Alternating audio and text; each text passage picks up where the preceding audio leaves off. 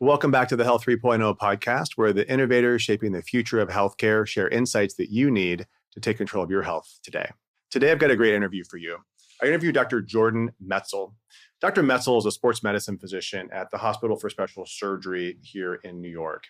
Dr. Metzl has written a book recently all about motivation, the power of exercise, and this is his mission to bring this forward to people. But right when he walked into the room for the interview, he said, I want to talk about longevity medicine. And so he just had something he really wanted to talk about. So we bring forward some of the challenges in the space that he's seeing with the term longevity medicine, how, while interesting, sometimes it can actually be harmful when patients are brought forward to certain types of interventions or imaging that can actually be problematic and cause more harm than good. So we do talk about motivation. We do talk about movement as medicine. But we also talk about some of the challenges that he and I have both seen in orthopedics, in sports medicine, and in myself in the longevity space, where some of the resources and the tools and the tech are actually working against people rather than for them. Welcome back to the Health 3.0 podcast, brought to you by LifeMD. I'm your host, Dr. Doug Lucas, orthopedic surgeon, head of longevity medicine at LifeMD. Each episode, I sit down with the innovators, disruptors, and clinicians redefining what's possible in modern medicine and what that means for your health. Let's get started.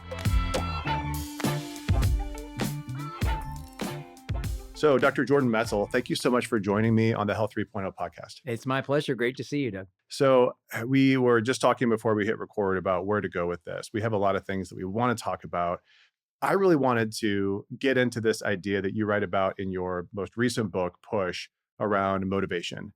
You actually started out the book really well with two quotes, and I'm just going to read them. So the first one is to be the change you wish to see in the world or want to see in the world. And that, of course, is Mahatma Gandhi. And then your own quote, which is commit to getting off your ass. And I love that because my clinical background is in osteoporosis, orthopedics turned osteoporosis. And I am strongly encouraging people to move. We got to move. We got to train our body, train our muscles, and ultimately improve bone. But it's so hard to teach people motivation. And I want to get into kind of how you got into this space because you have these two books. You are a very elite level endurance athlete, right? You have run in 40 marathons and performed in 15 Ironman triathletes. Is that right? That's right. Your sports medicine doctor can't be a slug, is my. I mean, you can be, but thank you for living up to it. That's amazing. And in fact, we were in New York City and you literally rode your bike over here. So totally staying on brand. But when it comes to like motivation and movement, what makes you how did you go down this pathway and what makes you an expert in this space now? Sure. Great. So I'm a sports medicine doc and I've been here at Hospital for Special Surgery in New York for 26 years, my 26th year. And as I started, I come from a whole family of doctors. I have three brothers. Everybody's a doctor. Both my parents, one was a medical doctor, one was a psychologist. So everyone's in health. And I started out in medicine, eventually gravitating towards sports medicine. And as I got there, the beginning of my career in sports medicine was much like, I hurt my knee. What's your knee injury? I hurt my shoulder. What's your shoulder injury? How do we diagnose it? How do we fix it? Over time, I had this whole separate life, played soccer in college, was very active, and was really kind of had these two separate worlds, the world of being a doctor, stuff's broken, and the world of being an athlete, like let's get out and be healthy. And there were these two very separate circles in my life. Over time, I realized that I wanted circle one and circle two to get closer together. There wasn't really a mechanism to do that. And so I started very slowly building fitness into my medical practice. And so I started teaching these really small fitness classes like 15, 16 years ago. One of my patients was a general manager at one of the gyms here and said, hey, listen, Sunday afternoons, no one's around. Why don't you come take the gym space for an hour? And I got like 10, 15 people and we started doing these plyometric-based strengthening classes. I had no idea what I was doing. Didn't know how to put together a playlist, didn't know exercise, didn't know how to teach. I knew nothing. And I started teaching these classes and I realized that my knees hurt less. I performed better and it was great stuff. And so then I started building out this fitness community over the past 15, 16 years. We now have 56,000 members in our community. We run about 26, 27 workout classes a year, mostly around here, but all over the place.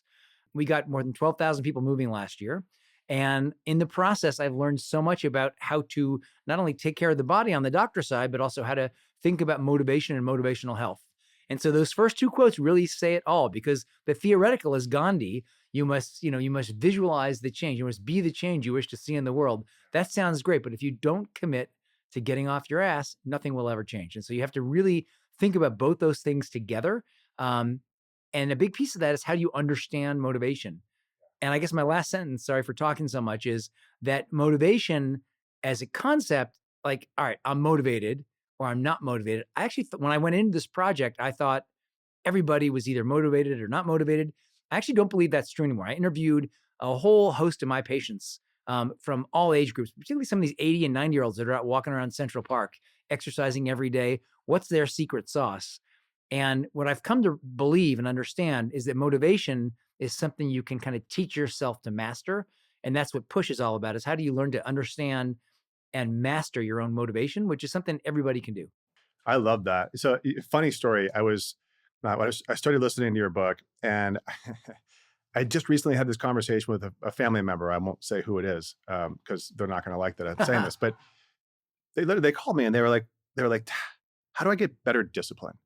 Because they're all about, like, I need better discipline. I need discipline with exercise. I need discipline with food. I need discipline with, my sleep hygiene.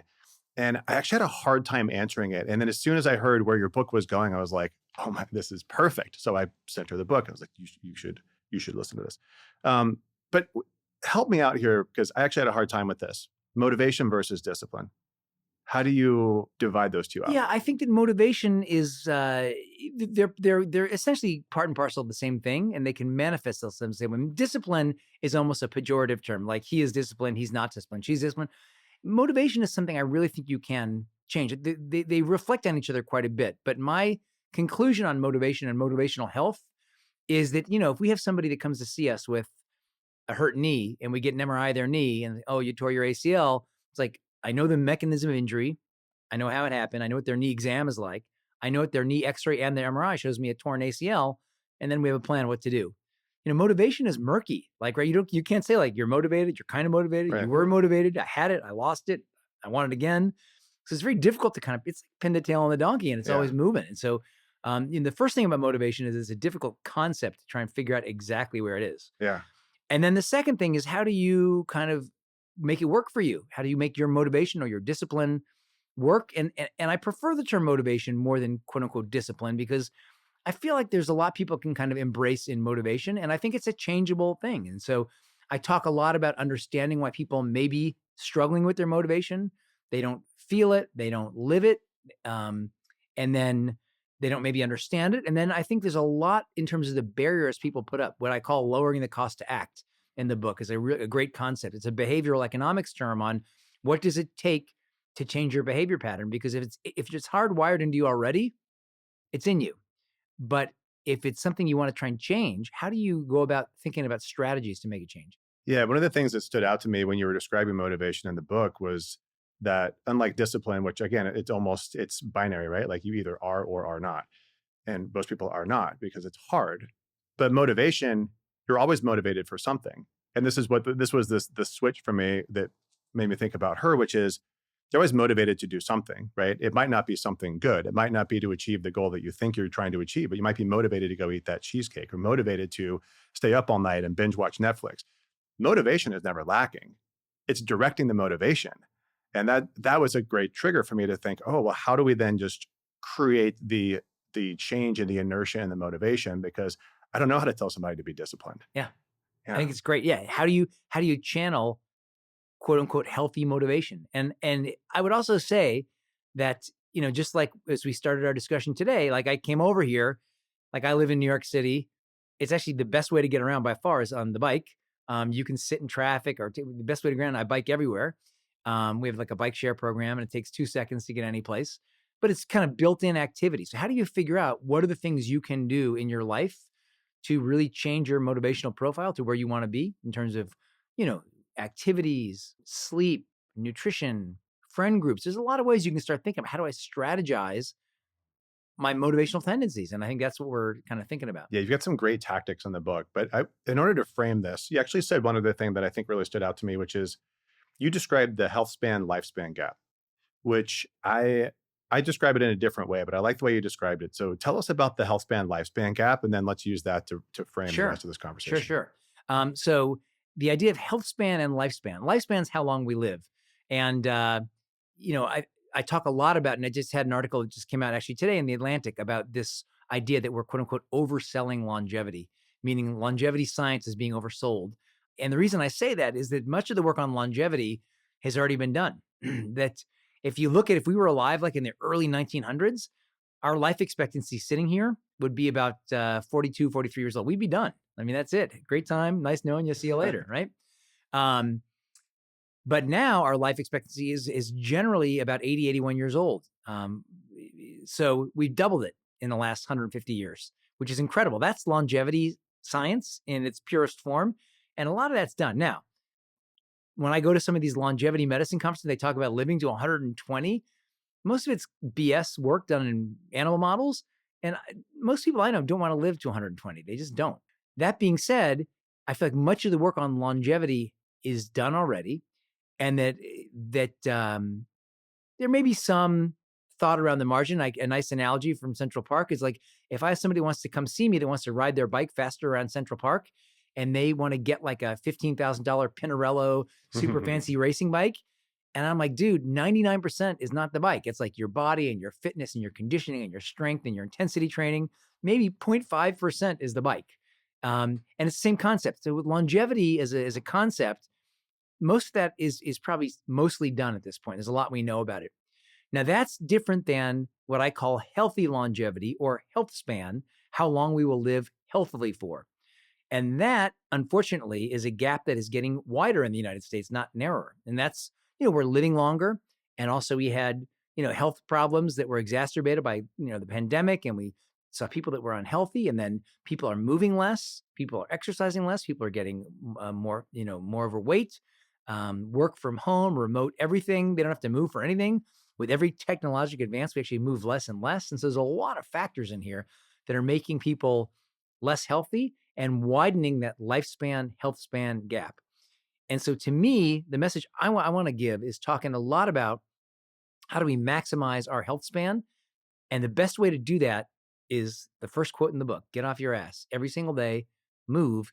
That's by far, we have the most evidence on exercise as a big piece of this equation. I want to come back to exercise because I just wrote down most powerful tools. I want to come back to that. But you and I were talking before we hit record on some of the probably least effective tools. And I want to dig into that because I've gone to a lot of these I speak at a lot of these conferences. And I speak after people that will stand up on the stage and say, like, let's live to 120, let's live to 180. Which, again, like without a good health span, I'm not looking forward to that century of poor living. I think some of the technology is really interesting. I think the theories are interesting, but there is this trend that I've noticed over the last 5 years when I've been going to these conferences, that it has become very tech forward and very industry forward and not so much research forward. I understand this research is hard to do, but I feel like, and actually I took my son, I take him to different conferences because I homeschool him, and one of my kids, and it was like Disneyland because it's all of these different gadgets and gizmos and like all these cool things. So let's just kind of go on the list. Like, what do you think are maybe some of the not best tools out there? Yeah. I mean, so I think there's a lot you just kind of said in there. And so in this article that just came out, and I'll send it to you afterwards. Yeah. I talk a lot about first of all, the change in the messaging around quote unquote longevity. Because I think some of the early generation at that point were called functional medicine physicians. Now they're called longevity physicians. They had the right idea. They looked at what can we improve on in terms of healthy behavior, sleep, diet, exercise, friend circles, the things that actually make a difference statistically. Mm-hmm. They talked a lot about that stuff. And then as more kind of private equity money and just in private investment is kind of poured into the field, this is one of the fastest growing sectors of our economy. Estimated by 2030, $8 trillion spent in the wellness and longevity space, right? So that's a massive amount of money. So people are throwing a lot of money in here. And the end result is that many of these companies are looking to make money through subscription-based, lots of supplement stuff, injectable peptides that we have no idea what they are.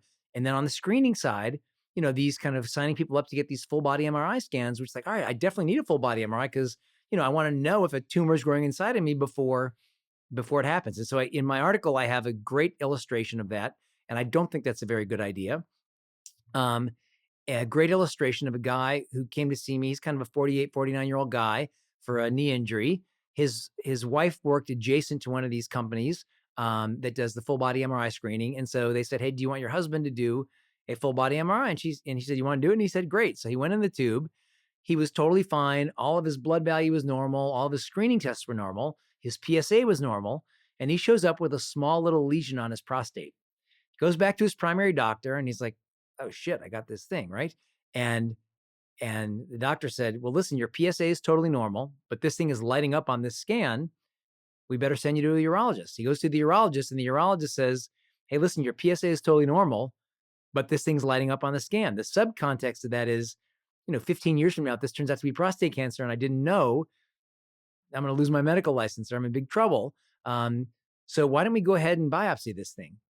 So this guy then, many thousands of dollars later, comes in my office 3 weeks later. He said, I haven't been able to sit for 3 weeks. This thing kills, totally benign. I had to get this biopsy that in any other part of life never would have happened. And so there's a whole medical term called an incidentaloma, which is a term related to these little cystic changes that show up on people's livers and kidneys and different organs like in the prostate. And almost everybody has something. If you want to find a meniscus tear, get an MRI. You want to find a rotator cuff tear, get an MRI. You want to find a herniated disc, want to find a little cyst on your liver or kidney or wherever, get an MRI. And the problem is that technology, there may be a time when we can tell you, look, this lesion looks like this based on our AI metrics. This has a very high probability of becoming something.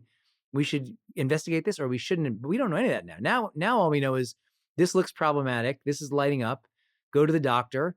And then the doctors are in a terrible position because they have to investigate or they're screwed if they don't. They're screwed if they do. And so the patient, it's way more anxiety, way more money, way more medical intervention. And it's the wealthy being really kind of milked for more. I don't think I used to think it wasn't healthier. Now I think it's actually potentially more injurious. I think it's unhealthy. And so I'm really concerned about this whole trend. And I don't know how you feel about it, but it really makes me concerned. Well, so as an orthopedic surgeon who did a lot of MRIs, you see stuff all the time. And Everybody, yes, right? And it's the incidentaloma. And I always hesitated to order an MRI if we were on the fence. If I say, it's not really going to change what I'm going to do. Probably shouldn't get this test. Patients generally want to get the MRI, right? So then we push for it and then we find something and then you have to do something about it because that's our system. I'm going to stop right there for 1 second because I think that's exactly the term you just said is I'm not going to do anything different, right. Which is exactly, and what's happening here is you're getting the MRI before you even think about why you're getting it. Right. I think when it comes to cancer prevention, I guess isn't really the right word, cancer identification, right? Early identification. I love the idea, right? And the challenge, because I've looked at this and also the liquid biopsy. I don't know if you've seen like that form of it too. I love the idea because we can't screen for most of the cancers that kill people. This is a challenge because if you could find it early, it would be so valuable. And this probably does happen. I don't have updated numbers on what the frequency of that is, but I was always worried with the liquid biopsy version, like the blood test version, like if you get a false positive, what are you going to do? And the answer is, well, you get an MRI. But the difference is in the liquid biopsy version, you get a specific MRI because usually you have origin, right? Like this looks like a prostate cancer. Great. Let's get a prostate MRI, which is going to look much better. And you're going to be able to tell a lot more than you are with a whole body MRI. The whole body MRI thing bothers me because we do see all of these different things. Like it is an ultra sensitive study. And I've noticed the same thing and I don't recommend it for my patients for that reason. Yeah. Yeah. Yeah. And it's a concerning trend. And it really, but your comment now just really made me think that because I have the exact same metric. When I get to a fork in a road and I'm going to take a right or a left, I'll get an MRI. If your knee's not getting better and we may need to inject it, you may need surgery, whatever, I'll get an MRI to help me figure out what the anatomy is, what's the pathology. But just to get it before you even know the problem is totally taking the actual thought process out of it and just exposing people to all these. You have findings. A differential. Yeah. These are all the things. It might be this. We might need an MRI to get this. Let's do this non-operative stuff first. Let's go down this non-MRI pathway first, assuming it's not going to cause any harm. And then if we need an MRI, we get an MRI. The whole body MRI is leading without a differential and hoping that it's going to tell you where to go from there. And I think, I don't know that the studies are going to be done. Honestly, this is the problem with the longevity space is that study ever going to be done? Is somebody going to do enough of these things to actually identify how many false positives versus how many cancers are actually identified? And I don't know the answer to that. Yeah, no, I mean, but it's nowhere near. Yeah, I mean, that's the exact right point. But just the number of these false positives is almost every single MRI with something. And Well, so, with something, yeah, yeah, but that has a negative outcome, I yeah, guess. Yeah. yeah, You mentioned peptides. So I'm watching this peptide kind of thing blow up, right. and I've been to peptide courses. I'm trained in peptide. I've looked at research in peptides, and I'm interested in these molecules. But I've backed away from using them in practice because, as you said, we don't really know what these things are doing. So you're in the sports medicine space, and peptides are huge in the sports medicine space. So are there any peptides that you're using that are not an FDA approved product? No. So I guess you're peptide curious is what we would say. I'm peptide curious, yeah. And I'm open to admitting that. Yeah, fine. Yeah. No, I'm not. But I just had somebody today that wrote me an email saying, "Hey, listen, I've had this patellar tendinopathy. It's not getting patellar tendonitis, not getting any better. What do you think about Wolverine peptide?" And that's actually it's in my article. So just for the listeners, to understand, peptides have been around in medicine for a long time. They're very targeted, short sequence amino acids, and they're used things like insulin and GLP-1s are peptides, and when used properly, they can really help. And they're very valuable because you can target a specific problem. You can see how well some of these things work. Insulin, for example, some of the thought on GLP-1 is that the clinical efficacy, because it was initially used for diabetes and then has now shifted over more towards obesity, is that the longer term outcomes, what I always tell people in general, my tagline is there's no such thing as a free lunch. That, all you have to do is look back to thalidomide, which was popular in the 1960s when like morning sickness is a problem for women. We have this new drug called thalidomide. Let's give it to them. It'll reduce morning sickness. And then all of a sudden you had like 2 or 3 years with these babies with major birth defects. That led to much of the drug screening and, increased scrutiny. But that same concept, there's really, Tylenol, aspirin, anything you get at your pharmacy or even at like your gas station, everything has a risk. Now, some risks are small, some risks are worse. I have a headache. I want to take acetaminophen, even though there's a small risk of a problem to my liver, because I don't want this damn headache anymore. And I've decided I want to do that. Very valuable. So I think you have to think about what's the risk reward and, where does that take you and leave you? So with these peptides, I think there's some really exciting possibilities. And again, these are oral, these are injectable, these are topical. They're all, we're going to have peptide toothpaste soon, I'm sure. So I think they're probably not all created equal. I'm interested. I'm peptide curious, but at this point, I'm not doing it. And it just makes me, I don't feel comfortable with it yet. I just really don't feel like it's something I would want to put my name behind, particularly because I don't want to hurt anybody. And also if something goes wrong, like, dude, why did you give me this thing? Yeah. And well, let it be somebody else's problem if they want to do it. That's the hard piece, and we always need to think about this in medicine. It's really easy to get excited about new potential things. But when we think about all the, the bad stories, thalidomide's a great one, but there are so many stories of drugs that became really popular and you don't know about the rare side effects until you do them at volume, at scale, and you put them into the population and millions of people, and then you start seeing these trends.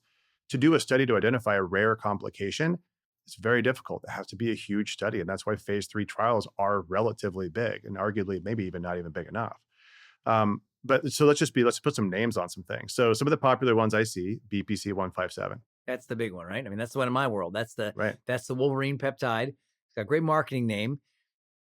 People can get this any place. That's the problem. You know where it's made, where it's distributed, where it comes from. I mean, it's all over the map. And so mostly made in China. Yeah, 40%, right? Yeah, right. Yeah. So you're not a fan. I'm going to say I'm not a fan of any of this stuff. Yeah. Conceptually, Yeah. I've reserved the right to change my mind, but not yet. Yeah, with the right study, right? Yes. Yeah, I think it's interesting. The IGF-1 secretagogues, sermorelin, tesamorelin, I think these are ones that I have used in the past, and I justified it by saying, look, these have been FDA-approved drugs in the past. There are phase 3 trials, but I'm clearly using them off-label. But I'm comfortable from a safety perspective. But what I'll say is clinically, how impactful was it? I don't know. There's nothing I can measure, right? I mean, IGF-1 may go up, but is that really my goal? Correct. And if you look at things like I always think of the equivalent, like, is this something that's naturally made in the body? If I induce growth hormone secretion, is that going to be helpful? When I come off this? I mean, that's the other thing about we're learning about, GLPs is that when you come off it, you can get a rebound effect, which puts you back to where you were or worse. And then you're dependent on this thing for the rest of your life. So you're like, oh, so what? I don't want to look like that anymore. But, we don't know all those things. So, starting something is relatively easy. Coming off it may be a whole separate equation that we know nothing about. I think what we're talking about with this is the same discussion with the MRI, is that the marketing has gotten ahead of the science. Yeah. And people got very excited about the marketing. And we're left in a position either like, dude, doc, are you not hip? You not know what's going on? Or you're like so old school, I'm just going to do it anyway. And then there's this whole direct to consumer and all these influencers that look great on social media with these huge muscles and they look so happy and their life is awesome. Why didn't I do that? And so there's a lot of pieces in there. Oh, I know. It's the world I live in. I'm just going to go down my list here because I was just writing some stuff down while you were talking. Stem cells. That's a big buzzword, right? It is. So we have in the orthopedic world, I think, less enthusiasm around kind of full stem cell. There's certainly we have a whole center of regenerative medicine in our hospital, and others do as well. Starting to look at some of that. But I think at this point, I'd say similarly, I'm not using stem cell. I am using PRP, which may be your next question, which I think we have much better evidence on. Yeah, well, so when I was still, practicing, we were using some things like bone marrow aspirate, like we were spinning that down in the OR, getting it from the iliac crest, we're putting it into fusions or hard to heal fractures and stuff. And there was reasonable evidence to support that. Where it starts to go haywire, I think, is when I hear, colleagues and friends of mine who are going internationally and getting IV stem cells and Costa Rica and Germany and all these other places. I'm like, those, they can become anything, right? Like, it's what stem cell means. It doesn't necessarily going to become the thing that you want it to become. So that I think is the biggest issue, is that if I stick it on cartilage mixed into a bunch of blood and it's in a healing process, it's probably going to become that thing. That's what it's pushed toward. Yeah. If you just inject it somewhere, you don't know what it's going to do. Yeah. So really interesting, but man, I'm not comfortable using it. PRP, for those who don't know what that is, platelet-rich plasma. I mean, this is part of a blood draw. Spin it down. It's got some unique properties. I think it's been really well studied. Yes. Still some question marks I have as far as like, are we using, leukocyte rich or leukocyte poor? They like all these different variables, but ultimately they're all kind of doing the same thing. It's just like, you're just tweaking it at that point. I still think there's some questions on where we should use it. If you stick it into a knee joint, are you going to see improved, osteoarthritis symptoms? Maybe. Evidence is okay. But the only downside, I think, for those is money, right? It's just cost. I don't think they're going to hurt anything. Stem cells, I worry about a little bit. Yeah, I feel the exact same. My PRP I use pretty routinely mostly for arthritic patients. I will often combine it with a visco supplement, one of the synthetic lubricants. Very helpful. You do them at the same time? Yeah, I do them at the same time. I do a series, like a series of 3 visco supplements and put it in with the third one, because it's kind of like a Reese's peanut butter cup. You're kind of going after the mechanical and the inflammatory properties of arthritis at the same time. It's makes sense. Been helpful, pretty well studied on that. So, but I feel the same about stem cell. I feel we just don't know where we are yet, and so maybe something in the future. But again, people get so enthusiastic about the concept of it that they'll go other places, it makes me concerned. Yeah. Well, and the marketing around it looks really good, right? You see the knee joint that looks terrible, and then you get an injection, and then the knee looks perfect. It even looks 10 years younger, oddly. So yeah, it's hard to get around that. What about exosomes? Don't know enough about those yet. I mean, I know that's part of the whole kind of consortium of things that are marketed in some of these companies that do like the full body MRI and the exosomes. It's not come across in my world enough yet to know, but I'm curious to know your thoughts on those. I never got into it. Yeah. I went virtual around the beginning of the pandemic. So that was when I had access to all these things. And clearly I can't do that through Zoom. So we started getting into more of the things that I could tell people to do on their own, which is actually my next list. But yeah, exosomes, again, I think it's interesting. I think there's a lot of potential there, but I've not seen great studies. Yeah. So we don't know what we're doing. Yeah. But again, I think back to some of these companies that are marketing. I mean, several companies that are marketing full body MRIs and exosomes is a big piece of their marketing strategy. It's like, what the heck are you talking about? Like, and then when you hear some of the interviews with some of the people who are doing that, they're like, well, I don't want to be wrong 10 years from now. So I want to do it now. Like, well, dude, what if you actually are wrong now? Like, it's a big problem. It's just such a backwards way of thinking. it's a finance person's way of thinking about something health or scientific. It's kind of a backwards way of thinking about it. Because it works both ways, right? Because if you are wrong and this is causing injury, oh my gosh, right? How many people did I expose to this risk? Yeah. Yeah. And that, to me, that's what I see every day with these, full body MRIs, which is why I came out so strongly against them. Because what you're doing is you're exposing people to a kind of a follow-on downstream risk they didn't even need. That's the part that's frustrating. Well, and your patient, I mean, your patient that had a biopsy, I mean, that's the scenario where he would have, he could have had a nerve injury from that biopsy, right? 100%. Like they are not risk-free. And that's a challenge. The risk of serious medical complication from a liver biopsy, 2.4%. That's a lot of problem. I mean, you don't hear about it because it's not the problem of the MRI. The MRI just found the thing, then it becomes the problem of the person doing the biopsy. But it's just a backwards way of thinking about it that I think is really wrong. Well, and the people that are doing, because this is not in the conventional system, right? So like those MRIs are not plugged into a hospital system. So they're not going to get that follow-up. I think it's similar in the supplement industry. And I was having a conversation recently about a particular supplement that I'm not going to say what it is, with some concerns. And, realizing, I know more than a handful of people who have seen a side effect that is not well known. And it seems to be maybe coming from this thing. And you realize these things aren't followed. Given to millions of people, they're not followed. And so we don't know. Yeah. Don't know what's in them. Don't know what they that's do. True too. Yeah. It's just a double whammy. Also true. Yeah. Well, what about some of the more like, let's call it like longevity light. What about cold plunge? No problem. There's a whole category of things, creatine, cold plunge, whatever. Like, I feel like that kind of stuff, no problem. Yeah. Red light, like if you like it, I like it. I know it's not going to hurt you. I don't think. It's fine. Right. It's always a risk benefit conversation, right? 1,000%. Yeah. I mean, things like sauna, great evidence behind, well, not great, reasonable evidence behind sauna, right? So it's, I think, from my opinion, worth the cost. Put one of these things in your house. I think the interesting thing here, people say, well, I got a sauna. What kind of sauna? Well, I got an IR sauna. Well, the research is actually on traditional sauna. So, okay, you're a little bit off base, but traditional saunas are more expensive. They take up more space, require more power. So we always have to make these compromises. What else is on your list of concerning things around longevity? I think it's mostly the messaging. Honestly, I feel like that's the messaging is the biggest problem, because not only is it touting things that are kind of financial based, but it's disincentivizing the things that actually we know make a big difference. So for example, in the GLP world, we're touting thinness as the new metric, like get rid of your fat, look thin. But the best evidence is on exercise and muscle, right? And so you can be thin, but then you're like thin and unhealthy. I'd much rather somebody be mild to moderately overweight and active than very thin and inactive. If the problem with that whole metric is that you're thin, but you're not any healthier. And so that really bothers me. And then it's a different, I feel like in some ways they're kind of, the whole movement is almost pirating medicine, because it's kind of put forth as longevity medicine, but it's not medicine, right? It's not really medicine. Like, we're not behind this thing.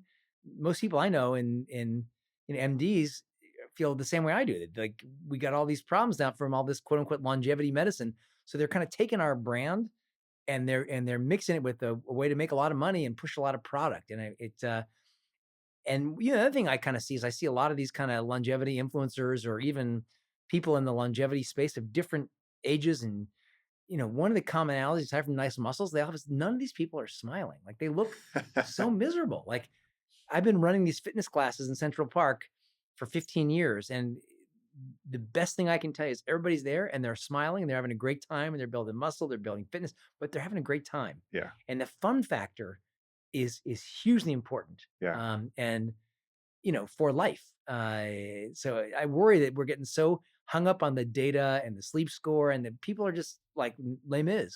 Have you heard the term orthorexia? Yes. Yeah. So I love this term, and orthorexia is not an actual ICD diagnosis, but I like it because it basically means like you're taking it too far, man. Yeah. Right. Like, if you're thinking about the macros at every meal, if people don't want to go out to eat with you because they know that you're judging them, and I'm a little guilty of this, to be honest, but people judge you, or you won't go? No, I will go out to eat with anybody. Okay, good. But the people feel like I'm judging them because I talk about this stuff all day long. If you're that guy, if you are so miserable because you weigh yourself every day and you saw a bump up, because if you're looking at your body composition, every day, you're taking peptides all the time, your stacks of peptides just they just overlap enough so that you never end up being a pincushion, like on any off day. That's taking it probably so far that you're no longer enjoying life. And I have a lot of patients that are like that, because they're looking for that edge. They're looking for that thing, because we live in this world where nothing is good enough, right? Yeah. Nobody's life is perfect enough. And I think it is because we live in social media, right? People on Instagram have a perfect life. Yeah, they always look good, right? Because that's Instagram. Yeah. And yeah, I think we are kind of running away from that. And what I would love to see is people getting back to some of the stuff that you talk about, Yeah. right? So getting back to the foundational things. Like I have this pyramid that we create all of our programs on, and they're all, the foundation of the pyramid is all lifestyle, right? So it's food, it's movement, it's sleep, it's mindset. And you just need to focus on these 4 things. Yeah. That's longevity medicine. Yes, 1000%. I started doing longevity talks, I don't know, a couple of years ago. And when I started writing them, I realized I wasn't writing about any of the cool tech.